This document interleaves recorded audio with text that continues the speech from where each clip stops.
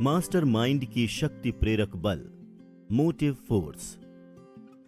दौलतमंद बनने की ओर नवा कदम। दौलत कमाने में सफलता हासिल करने के लिए शक्ति जरूरी है। योजनाएं तब तक इनएक्टिव और व्यर्थ हैं जब तक कि उन्हें कार्य रूप में रूपांतरित करने की पर्याप्त शक्ति न हो। यह चैप्टर वो तरीका बताएगा जिसके द्वारा कोई व्यक्ति शक्ति हासिल कर सकता है। शक्ति को संगठित और बुद्धिमानी से निर्देशित ज्ञान के रूप में परिभाषित किया जा सकता है। शक्ति से हमारा तात्पर्य है वो संगठित प्रयास जो किसी व्यक्ति की इच्छा को उसके आर्थिक रूप में रूपांतरित करने के लिए पर्याप्त है। संगठित प्रयास दो या इससे अधिक लोगों के संयोजित प्रयास का फल होता है जो एक निश्चित लक्ष्य की ओर सद्भाव की भावना के साथ काम करते हैं। धन कमाने के लिए शक्ति आवश्यक है। धन कमाने के बाद उसे बनाए रखने के लिए भी शक्ति आवश्यक है। पहला, असीम शक्ति। ज्ञान के स्रोत से दूसरे किसी चैप्टर में बताए गए तरीके से संपर्क किया जा सकता है और इसमें रचनात्मक कल्पना की मदद भी ली जा सकती है। दूसरा, स्टोर्ड अनुभव। संग्रहित या स्टोर्ड अनुभव या उसका कोई हिस्सा जिसे सुव्यवस्थित और रिकॉर्ड किया गया है किसी भी अच्छी सार्वजनिक लाइब्रेरी में मिल सकता है। इस संग्रहित अनुभव का एक महत्वपूर्ण हिस्सा सार्वजनिक स्कूलों और कॉलेजेस में पढ़ाया जाता है जहां इसे क्लासिफाई और व्यवस्थित किया गया है। तीसरा, प्रयोग और शोध। विज्ञान के क्षेत्र में और जीवन के लगभग हर अन्य क्षेत्र में लोग हर दिन नए फैक्ट्स को इकट्ठा कर रहे हैं, क्लासिफाई कर रहे हैं और व्यवस्थित कर रहे हैं। जब ज्ञान संग्रहित अनुभव के माध्यम से उपलब्ध ना हो तो हमें इसी स्रोत की तरफ मुड़ना होगा। यहां भी अक्सर रचनात्मक कल्पना का प्रयोग किया जाना चाहिए। ज्ञान इनमें से किसी भी स्रोत से हासिल किया जा सकता है। इसे निश्चित योजनाओं में व्यवस्थित करके और इन योजनाओं को कार्य रूप में परिवर्तित करके शक्ति में बदला जा सकता है। ज्ञान के इन तीन प्रमुख स्रोतों के परीक्षण से हमें यह पता चलता है कि अगर कोई अकेला व्यक्ति ज्ञान को इकट्ठा करने, उसे योजना में बदलने और फिर उसे कार्य रूप में परिवर्तित करने के लिए सिर्फ अपने ही प्रयासों पर निर्भर होता है तो उसे बहुत मुश्किलें आती हैं। अगर उसकी योजनाएं विस्तृत हैं और अगर वो बहुत विराट हैं तो आमतौर पर उसे दूसरों को अपने साथ सहयोग करने के लिए प्रेरित करना चाहिए और तभी वो उनमें शक्ति का आवश्यक तत्व भर पाएगा। मास्टरमाइंड के द्वारा शक्ति हासिल करना। मास्टरमाइंड को इस तरह परिभाषित किया जा सकता है, किसी निश्चित लक्ष्य की प्राप्ति के लिए दो या दो से अधिक लोगों का सद्भाव की भावना के साथ ज्ञान और जोड़ना। कोई भी अकेला व्यक्ति बिना मास्टरमाइंड की मदद के बड़ी शक्ति हासिल नहीं कर सकता। पहले के एक चैप्टर में इच्छा को इसके आर्थिक रूप में रूपांतरित करने के उद्देश्य से योजनाएं बनाने हेतु निर्देश दिए गए थे। अगर आप लगन और बुद्धि से इन निर्देशों का पालन करेंगे और अपने मास्टरमाइंड समूह के चयन में सावधानी रखेंगे तो आप ये मान लें कि आपने आधा सफर तय कर लिया है। हालांकि ये आपको उस समय महसूस नहीं होगा। आप शक्ति की उन एब्स्ट्रैक्ट संभावनाओं को बेहतर तरीके से समझ लें जो उचित रूप से चुने मास्टरमाइंड समूह के माध्यम से आपके सामने उपलब्ध हैं। इसीलिए हम यहां पर मास्टरमाइंड सिद्धांत के दो लक्षण स्पष्ट करेंगे, जिनमें से एक आर्थिक पहलू स्पष्ट है। आर्थिक लाभ किसी भी व्यक्ति द्वारा हासिल है जो अपने सहयोग से घेरे रखता है, जो उसकी दिल से मदद करने के इच्छुक होते हैं और ऐसा पूर्ण सद्भाव की भावना से करते हैं। सहयोग पूर्ण संबंध का ये प्रकार लगभग हर बड़ी दौलत का आधार रहा है। इस महान सच्चाई को समझ लेने से निश्चित रूप से आपका आर्थिक स्टेटस बदल सकता है। मास्टरमाइंड सिद्धांत का आध्यात्मिक रूप समझना जरा ज्यादा मुश्किल है। आप इस एक्सप्लेनेटरी स्टेटमेंट से एक महत्वपूर्ण सुझाव अपना सकते हैं। कोई भी दो व्यक्ति इकट्ठे नहीं हो सकते जिनके द्वारा किसी तीसरी अदृश्य और अब्स्ट्रैक्ट शक्ति की रचना न हो, जिसे तीसरे मन की संज्ञा दी जा सके। मानवीय मन ऊर्जा का एक रूप है और इसका एक हिस्सा आध्यात्मिक प्रकृति का होता है। जब दो लोगों के मन सद्भाव से संयोजित होते हैं तो दोनों की ऊर्जा के आध्यात्मिक यूनिट एक एडजस्टमेंट स्थापित कर लेते हैं, जो मास्टरमाइंड के आध्यात्मिक रूप का निर्माण करता है। मास्टरमाइंड सिद्धांत या इसके आर्थिक स्वरूप की तरफ मेरा ध्यान 50 साल पहले एंड्रू कार्नेगी ने खींचा था। इस सिद्धांत की खोज मेरे जीवन के काम के विकल्प चुनने के लिए जिम्मेदार थी। कार्नेगी का मास्टरमाइंड समूह लगभग 50 लोगों के स्टाफ से मिलकर बना था, जिसे उन्होंने इकट्ठा किया था और उनका निश्चित लक्ष्य स्टील बनाना और उसे बेचना था। उन्होंने अपनी पूरी दौलत का श्रेय उस शक्ति को दिया जो उन्होंने अपने मास्टरमाइंड द्वारा हासिल की थी। किसी भी ऐसे व्यक्ति के रिकॉर्ड का एनालिसिस करें जिसने अबंडेंट धनराशि इकट्ठा की है, और कई ऐसे लोगों का भी एनालिसिस करें जिन्होंने थोड़ी कम दौलत इकट्ठा की है, और आप पाएंगे कि उन्होंने जाने या अनजाने में मास्टरमाइंड सिद्धांत का प्रयोग किया है। किसी भी अन्य सिद्धांत के द्वारा महान शक्ति हासिल नहीं की जा सकती। इंसान के मन की तुलना एक बिजली की बैटरी से की जा सकती है। ये एक सुपरिचित तथ्य है कि बिजली की बैटरियों का समूह एक अकेली बैटरी की तुलना में अधिक ऊर्जा प्रदान करता है। यह भी एक सुपरिचित तथ्य है कि एक अकेली बैटरी उसी रेशियो में ऊर्जा प्रदान करेगी जितना कि उसके सेल्स की संख्या और क्षमता होगी। मन भी ठीक इसी तरीके से काम करता है, और यही कारण है कि कई मन अन्य मनों की तुलना में अधिक प्रभावी होते हैं, और इससे हम महत्वपूर्ण तथ्य पर आते हैं। एडजस्टमेंट के भाव द्वारा मन का संयोजित समूह एक अकेले मन से अधिक विचार ऊर्जा जैसे बिजली की बैटरियों का समूह एक अकेली बैटरी की तुलना में अधिक ऊर्जा प्रदान करेगा।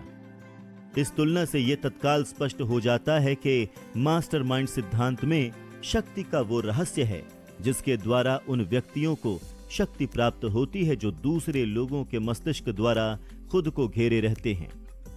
इससे एक और विचार मिलता है जो हमें मास्टरमाइंड सिद्धांत के आध्यात्मिक स्वरूप की समझ के और अधिक करीब ले जाएगा। जब व्यक्तिगत मन का समूह एडजस्टमेंट की भावना से संयोजित होता है और काम करता है तो इस गठबंधन से बढ़ी हुई ऊर्जा मिलती है जो उस समूह के हर व्यक्तिगत मन के लिए उपलब्ध होती है। यह एक सुपरिचित तथ्य है कि हेनरी फोर्ड ने अपना बिजनेस, करियर, गरीबी, अशिक्षा और अज्ञान की बाधाओं के बीच शुरू किया।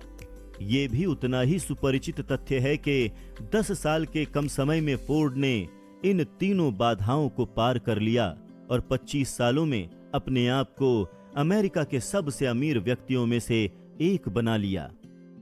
इस तथ्य के साथ ये अतिरिक्त ज्ञान भी जोड़ दें कि फोर्ड के सबसे तेज कदम उस समय नजर आए जब वो थॉमस अल्वा एडिसन के व्यक्तिगत मित्र बन गए, और आप ये समझना प्रारंभ कर देंगे कि एक मन का दूसरे पर प्रभाव क्या हासिल कर सकता है।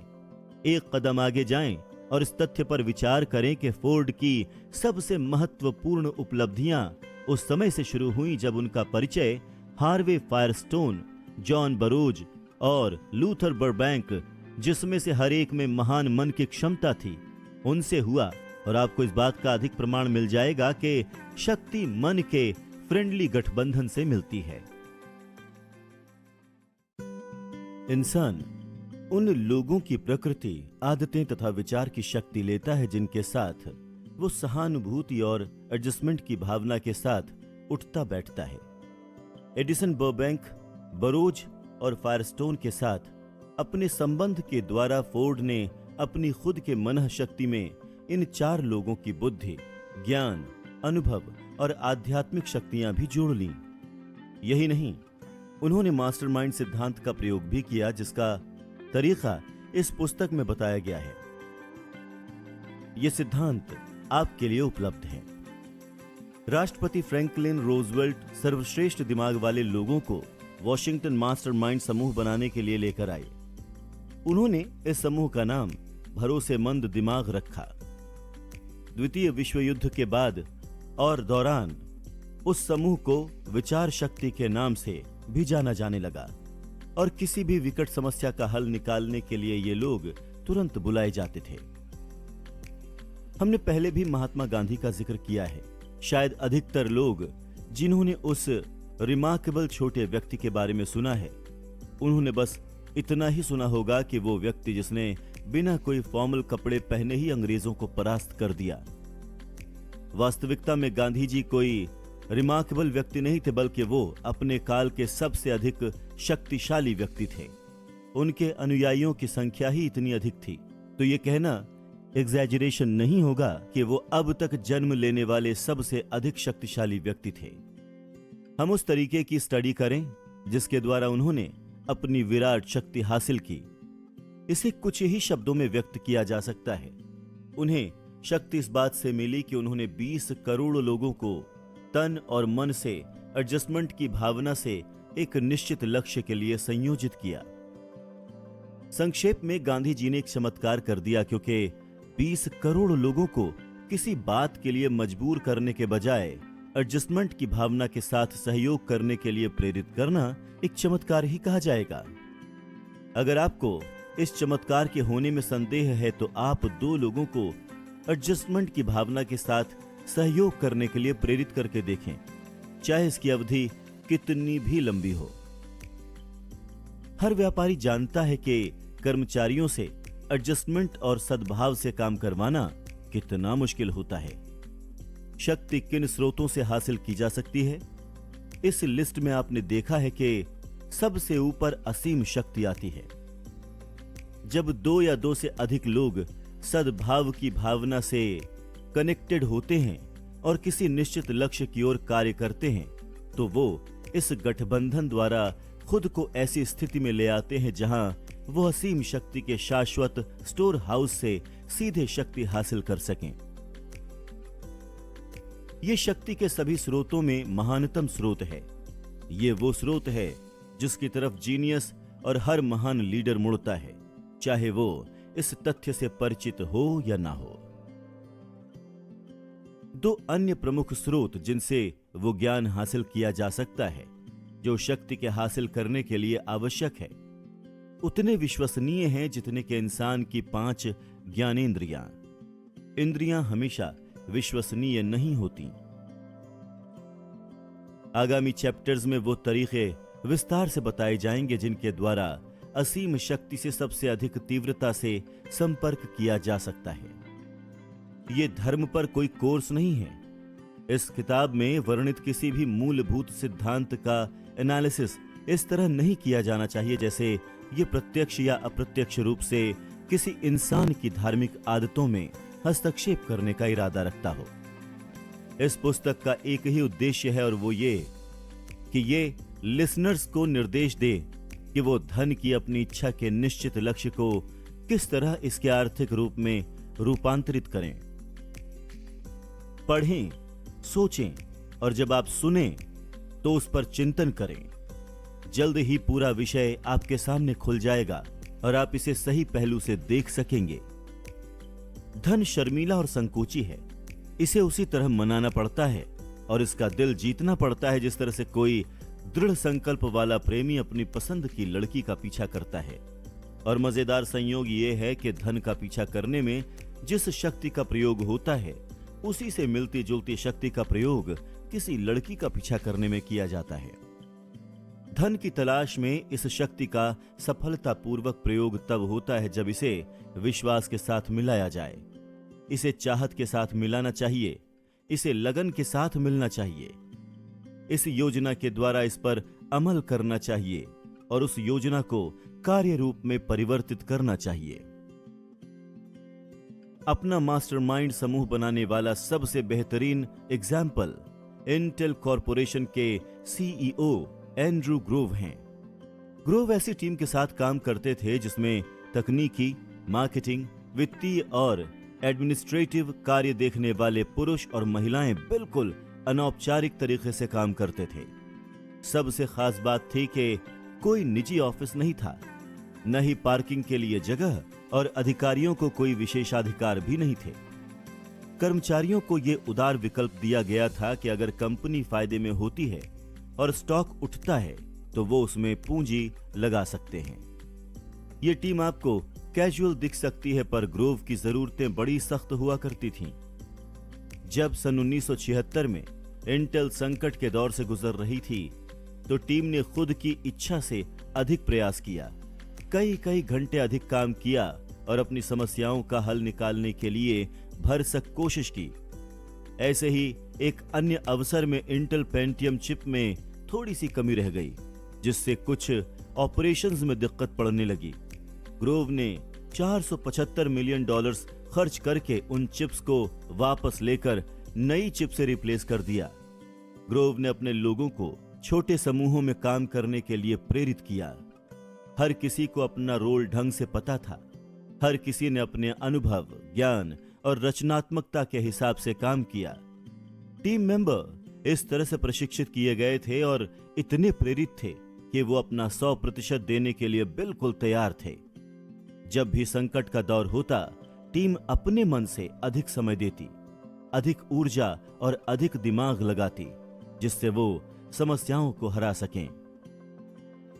जब धन उस मात्रा में आता है जिसे अकूत दौलत कहा जाता है, तो ये धन अर्जित करने वाले व्यक्ति की तरफ उतनी ही आसानी से प्रवाहित होता है जितनी आसानी से पानी पहाड़ से नीचे बहता है।